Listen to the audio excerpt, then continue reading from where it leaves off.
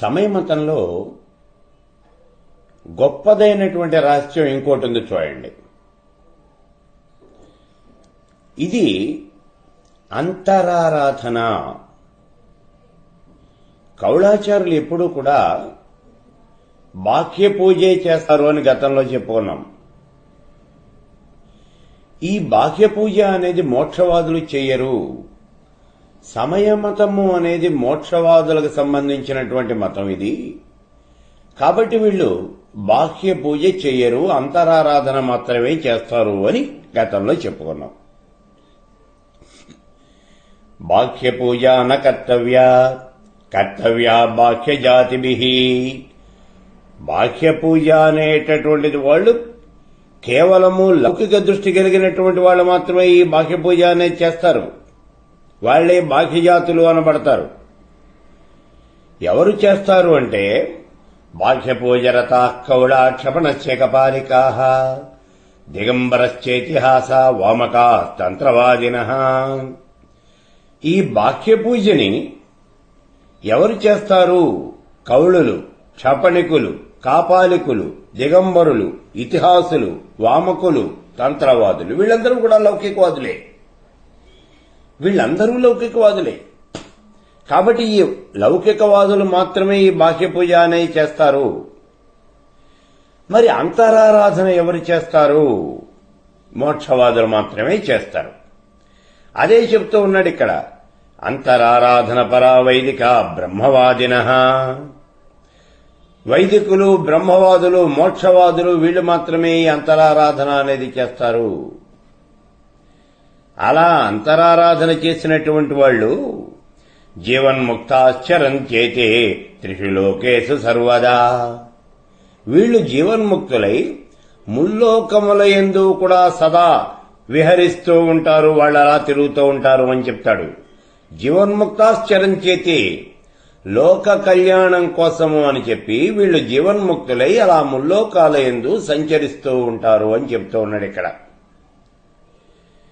అయితే ఆ పరమేశ్వరి అంతఃపూజ చేసేటటువంటి వాళ్ళ యందు మాత్రమే ఆసక్తి కలిగి ఉంటుంది.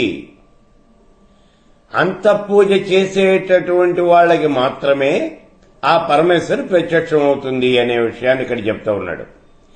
ఎందుకని అంటే ఈ కౌళులు, దిగంబరులు, ఇతిహాసులు, క్షపణికులు, వామకులు వీళ్ళందరినీ చెప్పామే. వీళ్ళకి పరమేశ్వరి యొక్క సాక్షాత్కారంతో పని లేదు. వాళ్ళకి కావాల్సింది ఏమిటి అంటే కేవలము లౌకికమైనటువంటి కోరికలు తీరటం, అంతవరకే. పరమేశ్వరి యొక్క సాక్షాత్కారం అనేది వాళ్ళకి అక్కర్లేదు. కానీ ఇక్కడ ఈ సమయవాదులు ఉన్నారే, సమయాచారులు, వీళ్ళకి కావాల్సింది ఏమిటి అంటే కోరికలు తీరటం అలా కాదు. వీళ్ళకి కావాల్సింది మోక్షం, పరమేశ్వరి యొక్క సాక్షాత్కారం అనేది కావాలి వీళ్ళకి.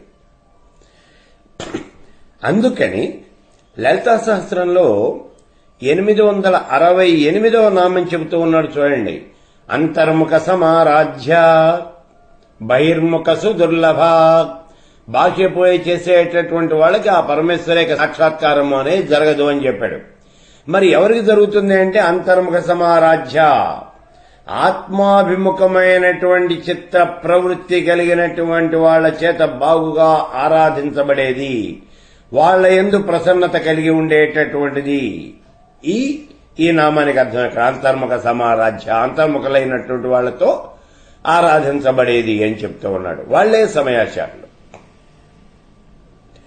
పూజ అనేది రెండు రకాలుగా జరుగుతుంది. ఒకటి బాహ్య పూజ, రెండోది అంతఃపూజ. బాహ్య పూజ అంటే మామూలుగా మనం చేసేటటువంటి పూజ, ఇంట్లో మనం చేస్తూ ఉంటాం చూడండి. లమిత్యాది పంచపూజాం కుర్యాతు, పంచపూజలు చేస్తాం.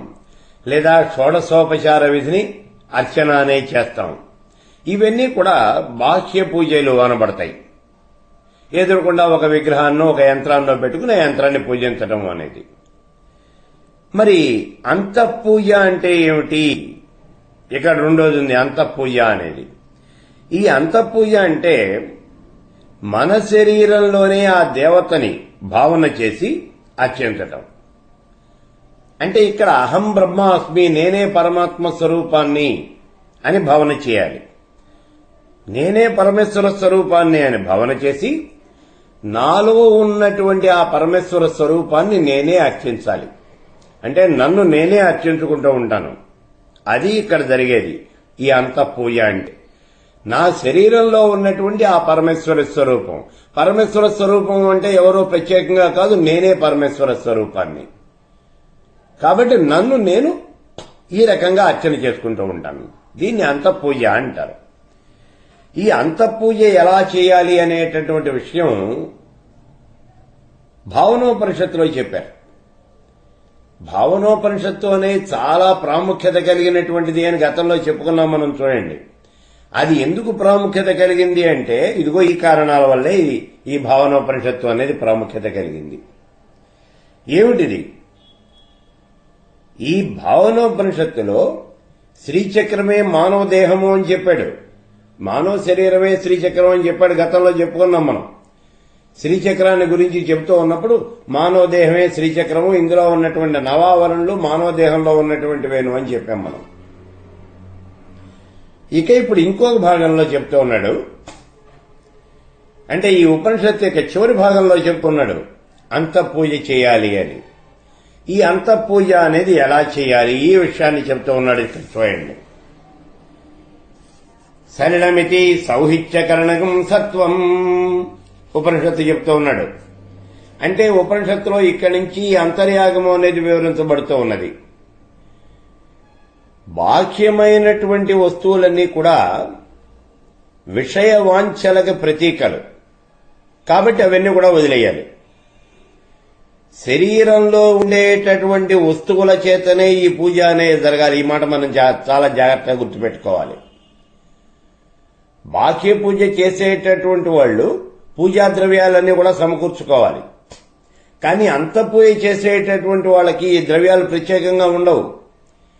శరీరంలో ఉండేటటువంటి ఈ వస్తువుల చేతనే ఈ పూజ అనేది జరగాలి. ఇది ఇక్కడ అంతఃపూజ అంటే.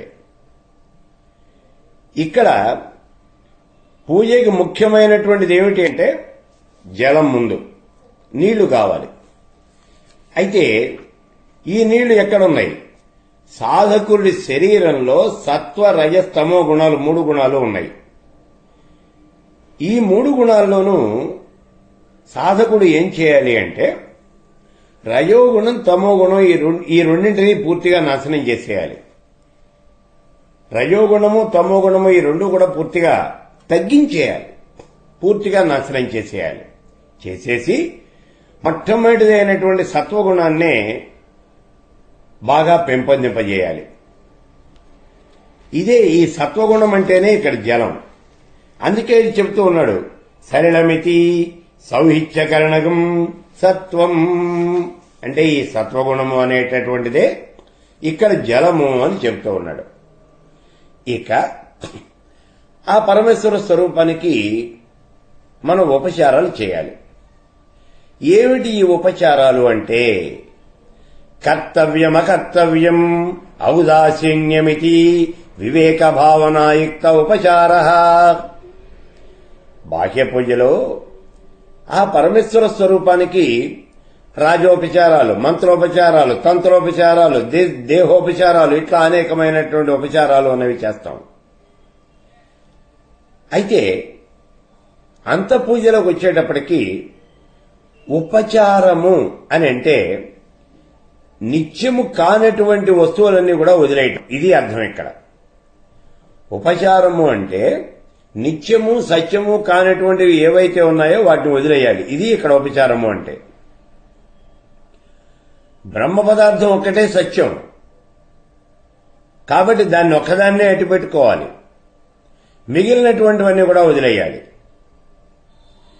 అయితే ఇక్కడ ఉదాసీన భావం కలిగి ఉండాలి. ఈ ఉదాసీన భావాన్ని తూష్ణీభావంగా అది రూపొందకూడదు.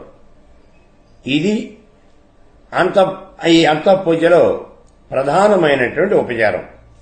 ఏమిటి అంటే బ్రహ్మ పదార్థం ఒక్కటే సత్యం కాబట్టి దాన్ని ఒక్కటే అట్టిపెట్టుకోవాలి. మిగిలినటువంటివన్నీ కూడా వదిలేయాలి. ఇది ఉపచారం. ఇక అనుపచారములు అని అంటాయి. అంటే ఏమిటి? చెయ్యకూడనటువంటి పనులు. ఇందాకేమో ఉపచారము అంటే చేయాల్సిన పని ఏమిటి అని చెప్పాడు. ఇప్పుడు చెయ్యకూడనటువంటి పనులు ఏమున్నాయో చెప్తూ ఉన్నాడు. ఇవి అనుపచారాలు అంటారు. ఏమిటి ఇక్కడ? అస్తి నాస్తి కర్తవ్యత అనుపచార. బ్రహ్మ ఒక్కటే సత్యం, అదే నిత్యమైనటువంటిది, అదే శాశ్వతమైనటువంటిది. కంటికి కనిపించనటువంటి మాత్రం చేత ఆ పరబ్రహ్మ స్వరూపము అనేది లేదు అని భావన చేయకూడదు. ఈ చరాచర జగత్తులో ఉన్నటువంటి సర్వ జీవరాశి యందు, అంటే 84 లక్షల రకాలైనటువంటి జీవరాశి యందు కూడా ఆ పరబ్రహ్మ స్వరూపము అనేది ఉన్నది. అంతేగాని పరబ్రహ్మ నా కంటికి కనిపించలేదు కాబట్టి ఇది ఎక్కడా లేదు అని అనుకోకూడదు. పరబ్రహ్మకు ప్రత్యేకమైనటువంటి రూపమేం లేదు అక్కడ. నిరాకారము నిర్గుణ స్వరూపము అయినటువంటిది పరబ్రహ్మ. అంటే ఆకారం లేదు అని కాదు, అన్ని ఆకారములు తానే అయినటువంటిది పరబ్రహ్మ స్వరూపము. ఈ కారణం చేత పరబ్రహ్మ లేదు అని అనుకోకూడదు. ఒకవేళ అలా అని గనక మనం నా కంటికి కనిపించలేదు కాబట్టి పరబ్రహ్మ స్వరూపం లేదు అని అనుకుంటే అది నీ తెలివి తక్కువతనం అవుతుంది, నీ యొక్క తప్పు అవుతుంది, నీ యొక్క అపరాధం అవుతుంది. ఇది చేయకూడదు. ఇది అనుపచారము అంటే అది నీ తెలివి తక్కువతనం, నీ అపరాధం అవుతుంది. అదే అనుపచారం, చేయకూడనటువంటి పని. కాబట్టి ఉపచారం ఏమిటి అంటే బ్రహ్మ పదార్థం ఒక్కటే సత్యం కాబట్టి ఆ సత్యాన్నే అట్టిపెట్టుకోవాలి, బ్రహ్మ పదార్థాన్నే అట్టిపెట్టుకోవాలి, మిగిలిన వదిలిపెట్టేయాలి.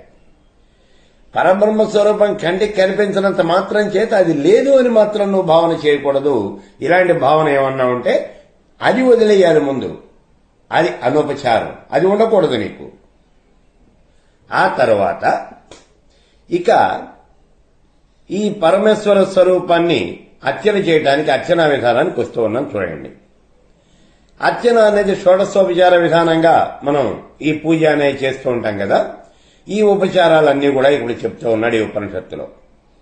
మొట్టమొదట ఆ దేవతను మనం ఆవాహన చేస్తూ ఉన్నాం. ఆ ఆవాహన చేయటం ఏమిటి అంటే బాహ్యాంతఃకరణానాం రూపగ్రహణ యోగ్యతాస్తి ఇది ఆవాహనం. దేహంలో బాహ్యేంద్రియాలు, అంతరింద్రియాలు అని చెప్పేసి 2 రకాలైనటువంటి ఇంద్రియాలు ఉన్నాయి. ఆత్మ అనేది ఈ ఇంద్రియాల ద్వారానే ప్రకాశిస్తూ ఉంటుంది. కాబట్టి దేవతా స్వరూపాన్ని ఆవాహన చేయటము అంటే వాటి యొక్క దేవతా స్వరూపాన్ని, అంటే ఇంద్రియాల యొక్క దేవతా స్వరూపాన్ని ఆవాహన చేయటమే. ప్రతి ఇంద్రియానికి కూడా ఒక దేవత ఉన్నది అని గతంలో మనం చెప్పుకున్నాం కదా. ఆ ఇంద్రియముల యొక్క దేవతల్ని ఆవాహన చేయటమే ఇక్కడ ఆ దేవిని ఆవాహన చేయటము అని చెప్తూ ఉన్నాడు. ఆవాహన చేసిన తర్వాత దేవతకి ఒక ఆసనం మనం చూపించాలి. ఈ ఆసనం ఏమిటి? తస్య బాహ్యాంతఃకరణానాం ఏకరూప విషయగ్రహణం ఆసనం. శరీరంలో ఉన్నటువంటి జ్ఞానేంద్రియాలు, కర్మేంద్రియాలు, మనస్సు, బుద్ధి, చిత్తము, అహంకారము మొత్తం 14. జ్ఞానేంద్రియాలు 5, కర్మేంద్రియాలు 5, మనస్సు, బుద్ధి, చిత్తం, అహంకారం ఈ 14. ఈ మొత్తము ఈ ఇంద్రియాలు 14 కూడా విభిన్నమైనటువంటి ధర్మాలు కలిగి ఉన్నాయి. ఆ ధర్మాలను బట్టి మన శరీరము అనేది నడుస్తూ ఉంటుంది. ఇప్పుడు మనం ఏం చేయాలి అంటే ఆ వీటన్నింటికి, అంటే జ్ఞానేంద్రియాలు, కర్మేంద్రియాలు, మనస్సు, బుద్ధి, చిత్తము, అహంకారము వీటన్నింటికీ ఉన్నటువంటి ఈ ధర్మాల్ని అరికట్టి, అంటే వాటన్నింటి కూడా మన వశంలోకి తీసుకుని సర్వము బ్రహ్మ పదార్థము అని భావించటమే ఆ పరమేశ్వర స్వరూపానికి మనం ఆసనం సమర్పించటము అని అంటూ ఉన్నాడు. ఇక పరమేశ్వర స్వరూపానికి ఇప్పుడు మనం పూజలో పాద్యం, అంటే కాళ్ళు కడుక్కోవడానికి నీరు. పాద్యం అంటే ముందు దేవతను ఆవాహన చేసిన తర్వాత ఆ దేవతను ఇక్కడ ఆసనం చూపించి కూర్చోబెట్టి కాళ్ళు కడుక్కోవడానికి నీళ్లు ఇస్తామంటే మనమే కాళ్ళు కడుగుతాం, పాద ప్రక్షాళన చేస్తాం. ఏమిటి ఇక్కడ ఈ పాద ప్రక్షాళనము అంటే రక్త శుక్ల పదైకీకరణం పాద్యం. కాళ్ళు కడుక్కునేటటువంటి నీరు, ఇది పాద్యం అంటే. ఆ దేవి సాధకుడి యొక్క శరీరంలో ద్వాదశాంతంలో ఉన్నది అని మనం గతంలో చెప్పుకున్నాం. బ్రహ్మం అంటే ప్రకాశశక్తి ఆత్మశక్తిలో ప్రవేశించి శుక్ల బిందువు అవుతూ ఉన్నది. విమర్శ శక్తి శుక్ల బిందువులో ప్రవేశించి రక్త బిందువైంది. ఈ శుక్ల రక్త బిందువుల యొక్క కలయిక చేత మిశ్రమ బిందువు అనేది ఏర్పడింది. ఇప్పుడు రక్త బిందువు అంటే చంద్రుడు, శుక్ల బిందువు అంటే అగ్ని, ఈ రెండూ కలిసినటువంటి మిశ్రమ బిందువు అంటే సూర్యుడు. ఈ మిశ్రమ బిందువు నుంచి నాదం వస్తోంది. ఆ నాదం నుంచే కళలు అనేవి ఆవిర్భవిస్తూ ఉన్నాయి. ఇప్పుడు మిశ్రమ బిందు స్వరూపమైనటువంటి కామేశ్వరీ ద్వంద్వము యొక్క కుడికాలు శుక్లవర్ణమైనటువంటి ప్రకాశాంశ. కామేశ్వరులు ఇద్దరూ కూర్చున్నారు. ఇప్పుడు పరమేశ్వర స్వరూపం ఇది.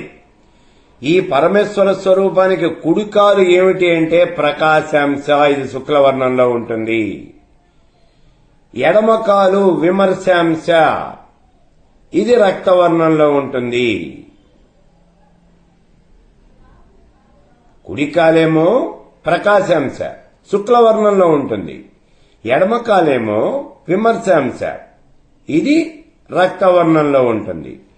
ఈ రెండు పాదాలు ధ్యానం చేస్తూ వీటి మధ్యన భేదము ఏదీ లేదు అంటే ప్రకాశాంశ విమర్శాంశ రెండు ఒకటే, ఈ రెండింటి మధ్య భేదం లేదు అని మనం భావన చేయటమే ఆ పరమేశ్వర స్వరూపానికి పాద్యాన్ని సమర్పించటము. ఇది పాద్యము అంటే. ఇక పాద్యం అయిపోయిన తర్వాత అర్ఘ్యము అంటే చేతులు గడుపుకోవడానికి నీళ్లు. ఉజ్వల దామోదానుసంధానం అర్ఘ్యం. ఇక్కడ బయట నుంచి వచ్చిన తర్వాత శ్రమ తీరటానికి మనం ఏదో ఒకటి అల్పాహారం ఇస్తాం, లేదా తాగటానికి బయట నుంచి వచ్చిన వాళ్ళకి కాసిన మంచినీళ్ళు తాగండి ముందు అని నీళ్లు ఇస్తాం. ఇది మనం చేసేటటువంటి పని. ఇక్కడ అర్ఘ్యము అంటే చేతులు కడుక్కోవడానికి ఇచ్చేటటువంటి నీళ్లు లేదా తాగటానికి ఇచ్చేటటువంటి నీళ్లు. మరి ఇక్కడ ఏమిటి అర్ఘ్యము అంటే అంతఃపూజలో ఆత్మయే శ్రీదేవి అని గ్రహించి బ్రహ్మానందానుసంధానం చేయటమే అర్ఘ్యప్రదానము అని చెప్తూ ఉన్నాడు. ఆ తరువాత ఆచమనము. ఆచమనము అంటే మంత్రం చెప్పి మన నోట్లోకి నీరు తీసుకుంటాం, దీన్ని ఆచమనము అని అంటాం. స్వచ్ఛం స్వతసిద్ధం ఇత్యాచమనీయం. ఆత్మస్వరూపమైనటువంటి దేవి స్వచ్ఛమైంది. ఆ స్వచ్ఛత అనేది స్వయం సిద్ధమైనటువంటిది అని గ్రహించాలి.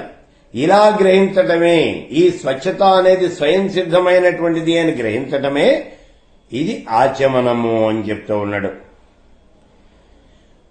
ఆచమనం అయిపోయిన తర్వాత స్నానం. ఇక్కడ బాహ్య పూజలో కనుక అయినట్లయితే ఈ దేవతా విగ్రహానికి మామూలుగా జలంతో స్నానం చేయిస్తాం, అంటే నీళ్లతో స్నానం చేయిస్తాం, పంచామృత స్నానం చేయిస్తాం. ఇలా ఈ స్నానం అనేది చేయించడం అనేది జరుగుతుంది. కానీ అంతఃపూజలో ఇలా స్నానం అనేది విడిగా లేదు.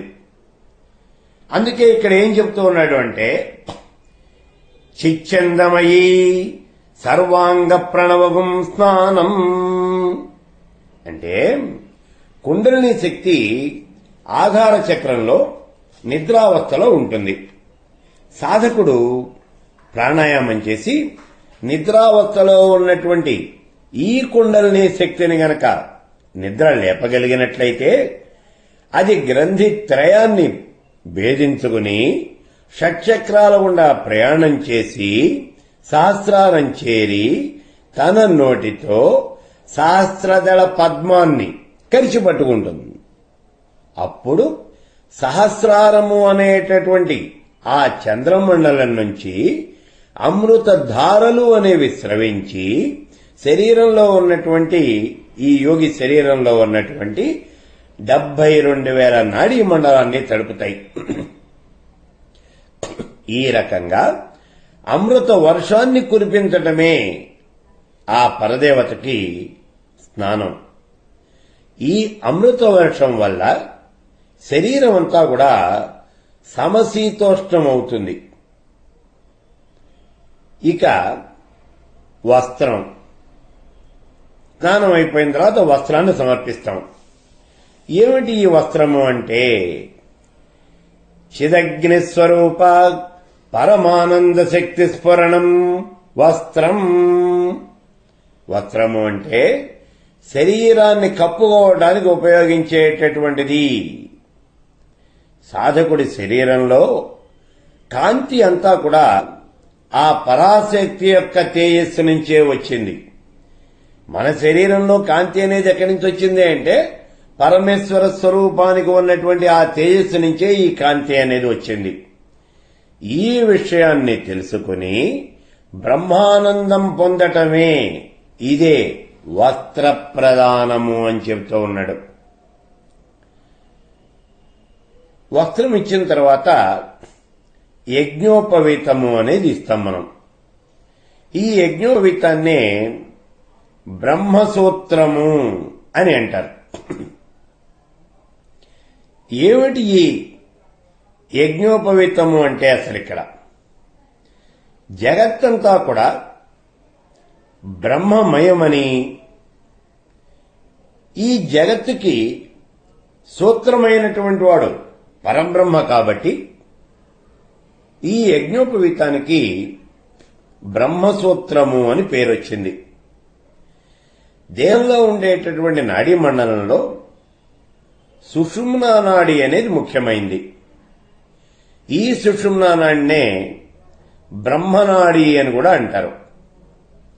అంతఃపూజలో ఈ సుషుమ్నా నాడినే బ్రహ్మసూత్రము అని భావన చేయాలి. గాయత్రీ మంత్రానికి ప్రతీక ఈ యజ్ఞోపవీతము అనేది. ఈ యజ్ఞోపవీతం ఎలా ఉండాలి ఏమిటి అనేది ఒక లెక్క ఉంది. ఏదో ఒక దారంతో చేసినటువంటి ఆ ఒక విధమైనటువంటి ఆ దండలాంటి తీసుకొచ్చి మెడలో వేసుకోవటం కాదు యజ్ఞోపవీతం అంటే. 96 బెత్తల ప్రమాణం కలిగినటువంటి సూత్రం ఈ దారం. ఇది 96 బెత్తలు ప్రమాణం ఉండాలి. అలా దాన్ని తయారు చేసి దాన్ని 3 చుట్లుగా చుట్టాలి. ఇప్పుడు ఈ 3 చుట్లు చుట్టిన తర్వాత 2 చివరలు కలిపి మూడేయాలి. ఇందులో ఉన్నటువంటి సూత్రంలో 3 పోగులుంటాయి. 3 చుట్లు చుట్టాం కాబట్టి 3 పోగులుంటాయి. అయితే ఒక్కొక్క దాంట్లోనూ మళ్లీ 3 పోగుల చొప్పున ఈ దారాన్ని తయారు చేయాలి. ఇలా 3 ముడులు ఉన్నటువంటి యజ్ఞోపవీతాన్ని మనం తయారు చేసుకోవాలి. ఒక్కొక్క దాంట్లోనూ 3 వరుసల చొప్పున ఈ దారం తయారు చేస్తూ ఉన్నాం. దారం 3 చుట్టులుగా చుడుతున్నాం. అంటే 3 ముళ్ళు 9 ఉన్నది. ఒక్కొక్క ముడికి 9 పోగులున్నాయి. ఇలాంటివి 3 ముళ్ళు వేశాం కాబట్టి 3 × 9 27 పోగులు వస్తాయి మొత్తం ఈ యజ్ఞోపవీతంలో. 96 బెత్తలు ప్రమాణము అని అన్నాం కదా. ఈ 96 బెత్తలు ఏమిటి? ఇది మనకొచ్చే అనుమానం. ఈ 96 కూడా తత్వములు. ఇక ఇందులో చూడండి, 3 ఆవృత్తులు చుడుతున్నాము అన్నాం. ఈ 3 ఆవృత్తులు కూడా 3 గుణాలు, సత్వరజ తమో గుణాలు. ఇవే త్రిగుణాలు.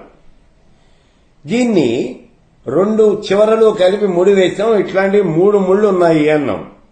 ఈ 3 ముళ్ళు ఏమిటి అంటే 3 గ్రంథులు: బ్రహ్మగ్రంథి, విష్ణు గ్రంథి, రుద్రగ్రంథి.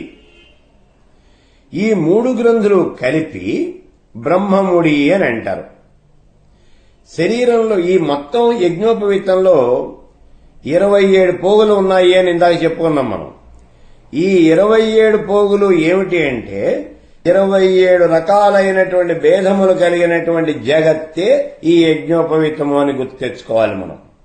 ఇది ఇక్కడ బ్రాహ్మణులు యజ్ఞోపవీతాన్ని ధరించి కర్మలు చేస్తూ ఉంటారు. ఉపనయన సమయంలో ఈ యజ్ఞోపవీతాన్ని వేస్తారు.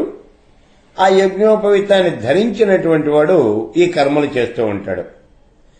మరి సన్యాసాశ్రమం స్వీకరించేటప్పుడు ఏమవుతుంది? యజ్ఞోపవీతాన్ని తీసేస్తాడు. అంటే కర్మ చేయాలి అంటే యజ్ఞోపవీతం అనేది మెళ్ళో ఉండి తీరాలి. యజ్ఞోపవీతం ఉంటేనే కర్మ చేయాలి, చేయటానికి అర్హత అనేది ఉంటుంది. మరి నేను కర్మ చెయ్యను అని నిశ్చయం చేసుకున్నప్పుడు యజ్ఞోపవీతాన్ని తీసేస్తాడు. సన్యసించినటువంటి వాడు కర్మ చేయడు కాబట్టి యజ్ఞోపవీతాన్ని విసర్జిస్తాడన్నమాట. అటువంటి వాడినే సన్యాసి అని అంటారు. అటువంటి సన్యాసి బ్రహ్మకాండను చేసేవాడు. బ్రహ్మకాండ అంటే సర్వకర్మ విముక్తుడు, అతడే జీవన్ముక్తుడు అని అర్థం. బ్రహ్మకాండ చేసేవాడు అంటే ఆ పరబ్రహ్మని మాత్రమే చింతించేటటువంటి వాడు, ఈ లోకంలో ఉన్నటువంటి కర్మ ఏది కూడా చేసేటటువంటి వాడు కాదు. సర్వకర్మ నుంచి విముక్తి పొందినటువంటి వాడు, జీవన్ముక్తుడైనటువంటి వాడు అని అర్థం. సుషుమ్నా నాడిలో సూక్ష్మనాడులు కలిసేటటువంటి చోటు ఒకటి ఉంటుంది, దాన్నే గ్రంథి అని అంటారు. అదే మనం చెప్పాను చూడండి, గ్రంథి త్రయమోన్నం: బ్రహ్మగ్రంథి, విష్ణు గ్రంథి, రుద్ర గ్రంథి. ఇది 27 సూక్ష్మనాడుల యొక్క సమూహం. అందుకే ఈ సుషుమ్నా నాడి అనేది యజ్ఞోపవీతం కన్నా కూడా సత్యమైనటువంటిది, సహజమైనటువంటిది. ఇదే ఇక్కడ కంఠసూత్రం. అంటే మనం పురుష దేవతను ఆవాహన చేస్తున్నప్పుడేమో యజ్ఞోపవీతం సమర్పయామి అంటాం. అదే స్త్రీ దేవత కనుక అయినట్లయితే యజ్ఞోపవీతం ఉండదు కాబట్టి దానికి కంఠసూత్రం సమర్పయామి అంటాం. అది ఏమిటి అంటే ఇదిగో ఇక్కడ ఈ సుషుమ్నా నాడి, ఇదే సత్యము, నిత్యమైనటువంటిది. ఇదే యజ్ఞోపవీతం లేదా కంఠసూత్రము అని చెప్తాం. ఇక దేవతకి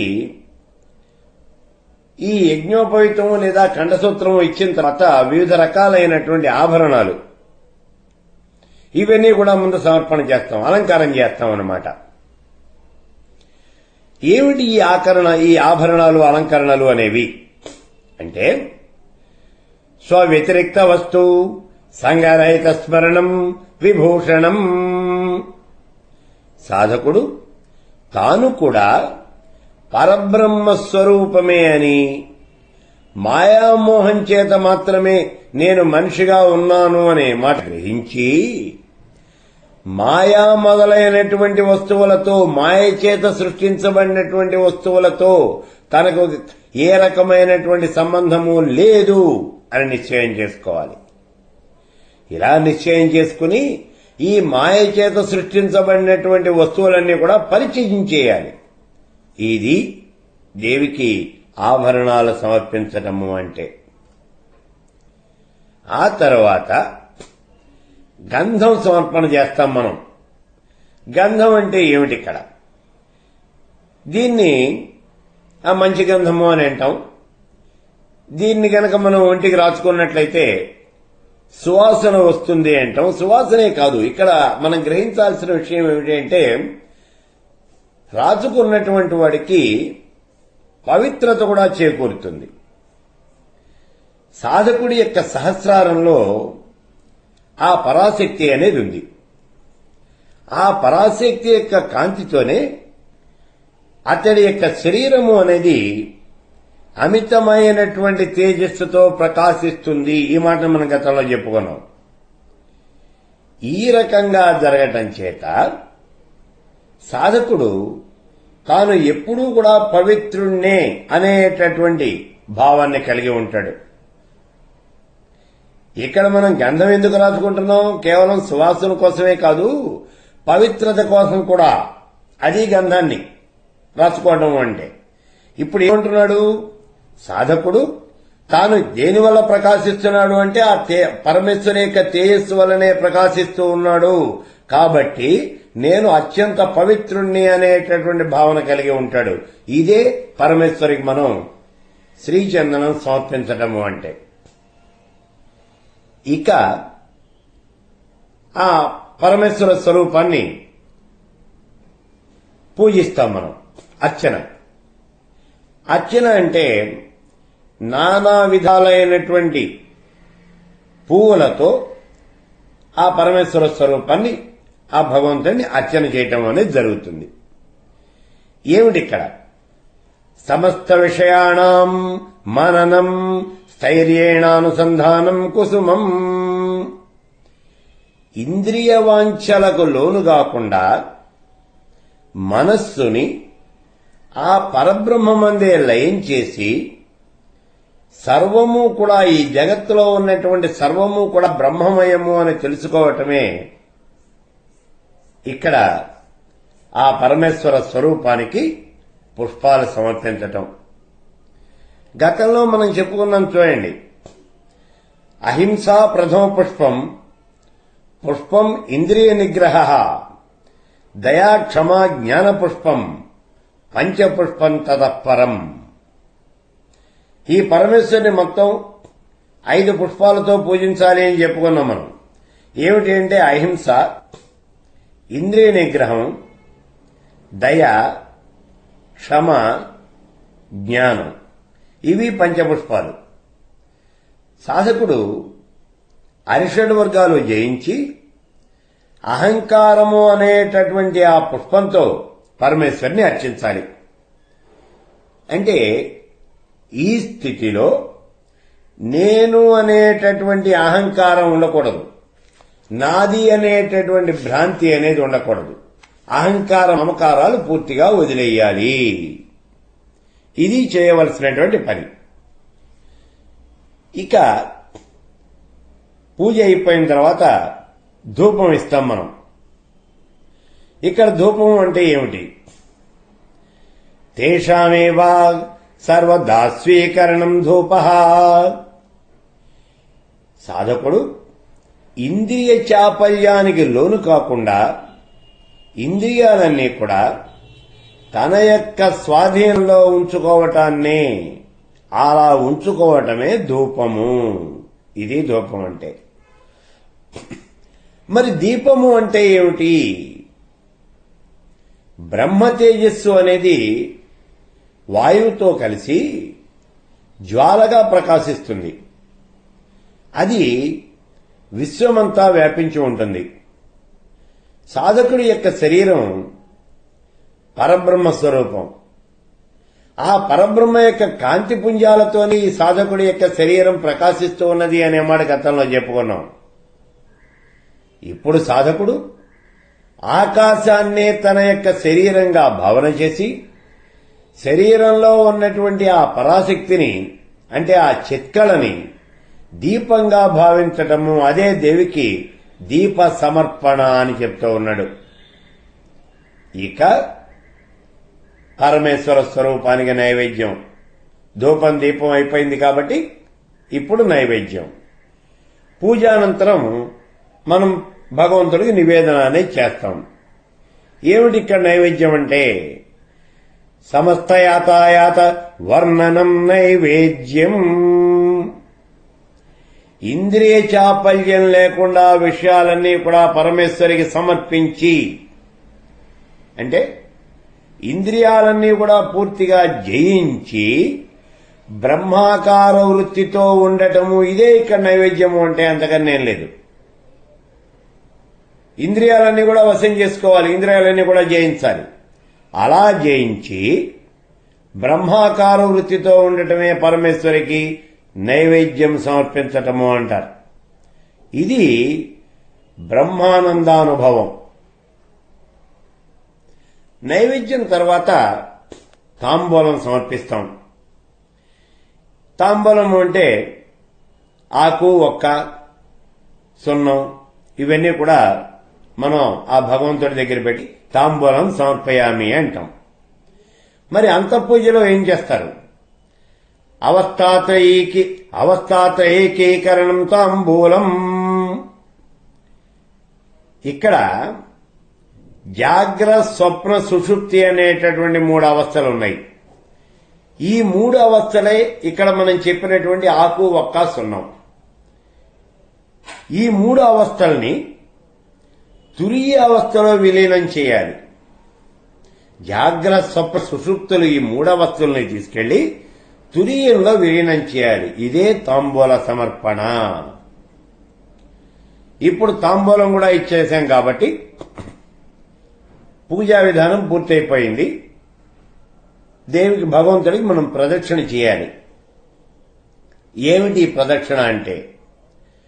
మూలాధారాది బ్రహ్మ విలో పర్యంతం, బ్రహ్మరంధ్రాది మూలాధార పర్యంతం గతాగత రూపేణ ప్రాదక్షిణ్యం. శరీరంలో ప్రాణవాయువు ఆధార చక్రం దగ్గర నుంచి సహస్రారం దాకా, అలాగే సహస్రారం నుంచి ఆధార చక్రం వరకు సుషుమ్నా మార్గం గుండా తిరుగుతూ ఉంటుంది. ఈ రకంగా ఈ ప్రాణవాయువు సంచారం చేయటమే ఆత్మరూపంలో ఉన్నటువంటి ఆ దేవతకి మనం ప్రదక్షిణ అనేది సమర్పించటము అని అంటాం. దీనికే అజపారూపహంస అని పేరు. హకార సంజ్ఞ కలిగినటువంటి ఆ పరమేశ్వర స్వరూపం సకార సంజ్ఞ కలిగినటువంటి ప్రకృతితో కలిసి హంసరూపమైనటువంటి శబళ బ్రహ్మ రూపం చెందుతూ ఉన్నది. ఇప్పుడు ఈ శబళ బ్రహ్మ 9 ద్వారాలు కలిగినటువంటి మానవ శరీరము అనేటటువంటి పట్టణంలో ప్రవేశించి ఇంద్రియాలు, ప్రాణాలు, మనస్సు ఇవన్నీ కూడినటువంటిదై పంజరంలో బంధించబడినటువంటి పక్షిలాగా బయటికి వచ్చేటటువంటి ఉపాయము అనేది ఏమాత్రమో తెలియక ప్రాపంచికమైనటువంటి బంధనాలలో కూరుకుపోయి కొట్టుమిట్టాడుతూ ఉంది. అటువంటి హంస అనేటటువంటి ఈ జీవుడికి అగ్ని, చంద్రమండలాలే రెక్కలు. అంటే అగ్నిమండలం, చంద్రమండలం ఈ రెండే ఈ హంసకి రెక్కలు. ఓంకారమే శిరస్సు, జ్ఞాన నేత్రము అనేది ముఖం, హకార సకారాలే దీని యొక్క పాదాలు. హకారమేమో రుద్రబీజం, సకారం శక్తి బీజం. అందుకని ఇక్కడ హకార సకారములే దీని యొక్క పాదములు అని చెప్తూ ఉన్నాం. ఈ రకంగా హంస అనేటటువంటి ఈ జీవుడు పాలల్లో ఉన్నటువంటి నెయ్యిలాగా సమస్త ప్రాణికోటిని కూడా ఆశ్రయించి ఉన్నాడు.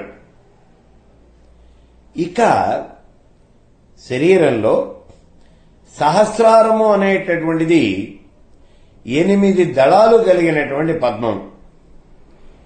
ఇందులో ఉన్నటువంటి ఒక్కొక్క దళంలోనూ చిన్న చిన్న రేకులు 125 చొప్పున ఉంటాయి. ఒక్కొక్క దళానికి 125 రేకులుంటాయి.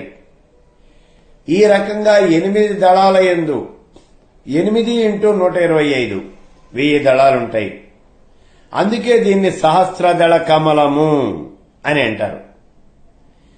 ఈ 8 దళాలు కూడా 8 దిక్కులకి తిరిగి ఉంటాయి.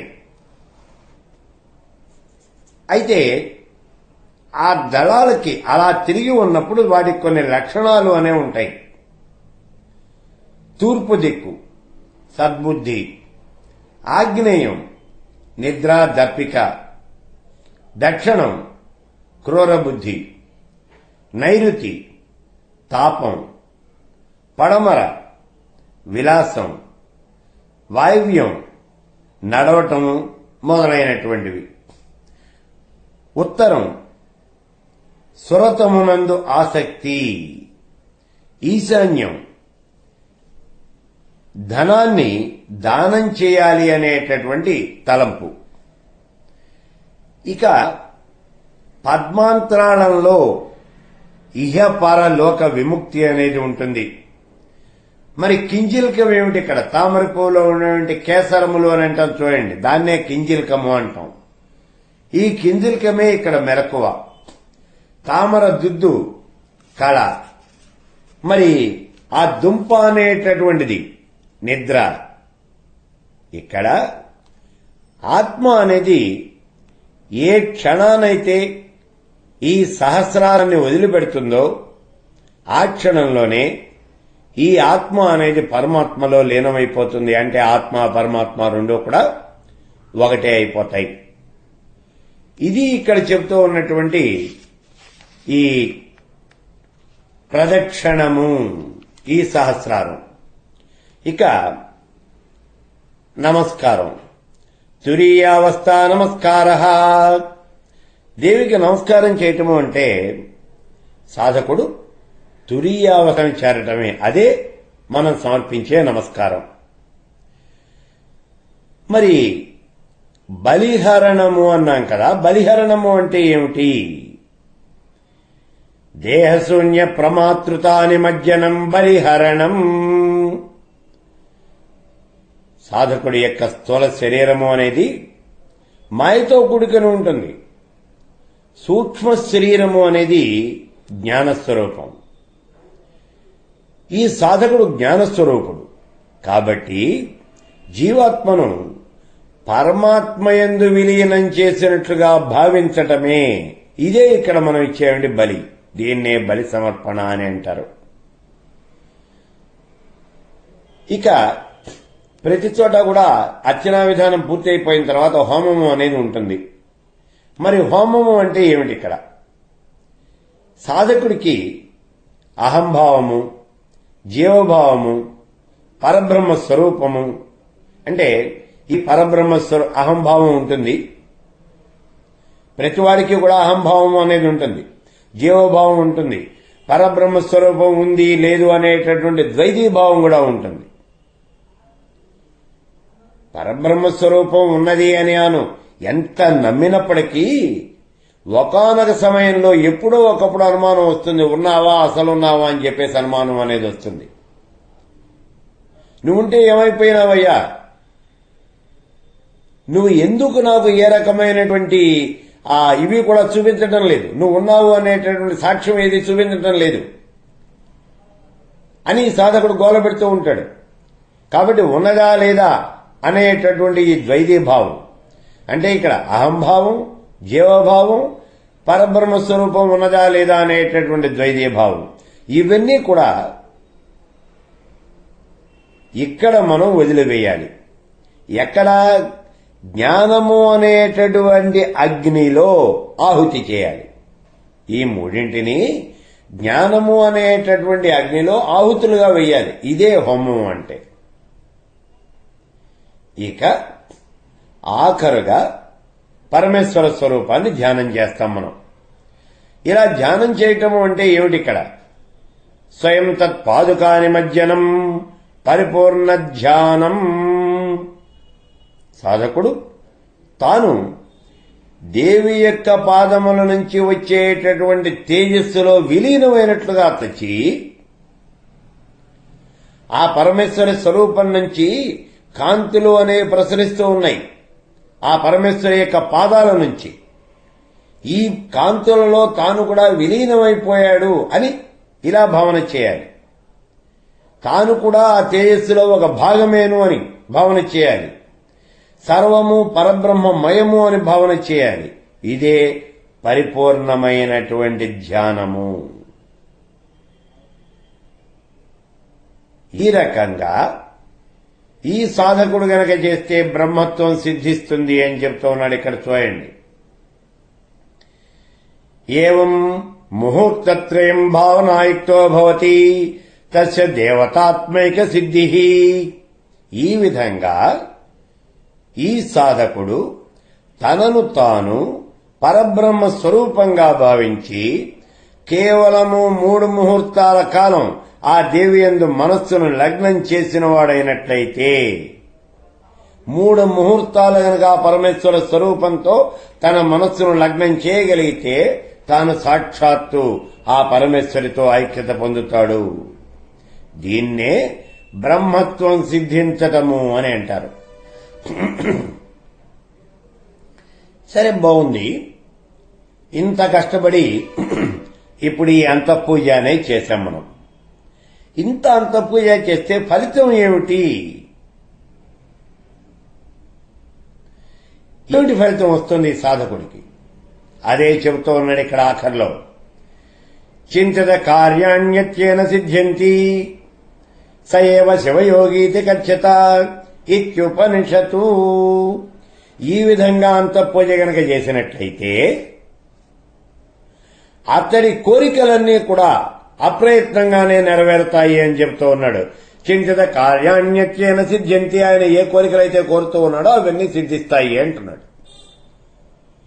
అంతరారాధన చేసేటటువంటి వాడు ఏ కోరికలు కోరతాడు? వీళ్ళు మోక్షవాదులు అని గతంలోనే చెప్పుకున్నాం మనం. కాబట్టి తనకి మోక్షం కావాలి, తన జీవాత్మ పరమాత్మలో లీనమైపోవాలి. ఇదే ఆయన కోరుకునే కోరిక.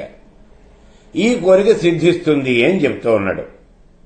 అంతేకాదు, సయేవ శివయోగీతి గచ్చత ఇత్యుపనిషతు. అతడు సాక్షాత్తు శివయోగి అవుతాడు. అంటే అతడే శివస్వరూపం అవుతాడు.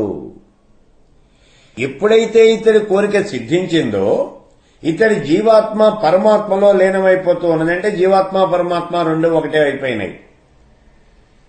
అంటే ఆం బ్రహ్మాస్మి, తానే పరబ్రహ్మ స్వరూపం అవుతున్నాడు. బ్రహ్మ విద్బ్రహ్మయో భవతి. పరబ్రహ్మ స్వరూపాన్ని గురించి తెలుసుకున్నటువంటి వాడు ఆ పరబ్రహ్మ స్వరూపమే అవుతూ ఉన్నాడు. ఇదే ఇతడికి వచ్చేటటువంటి ఫలితం. అదే ఇక్కడ మోక్షం. కాబట్టి ఈ రకంగా ఈ అంతరారాధన, దీన్నే అంతర్యాగము అని కూడా అంటారు. ఈ అంతరారాధన చేసినటువంటి వాడికి, ఈ యోగికి, అతని యొక్క కోరికలన్నీ తీరతాయి. కోరికలు తీరటము అంటే అతడికి మోక్షము అనేది సిద్ధిస్తుంది. అతడు సాక్షాత్తు పరమేశ్వర స్వరూపం అవుతాడు అని ఈ భావనోపనిషత్తులో చెప్పబడింది. ఇది ఇక్కడ అంతరారాధన అంటే. ఈ రకంగా పరమేశ్వరుని అర్చించటమే సమయమత రహస్యము. ఇది ఇంకో రహస్యం అన్నమాట.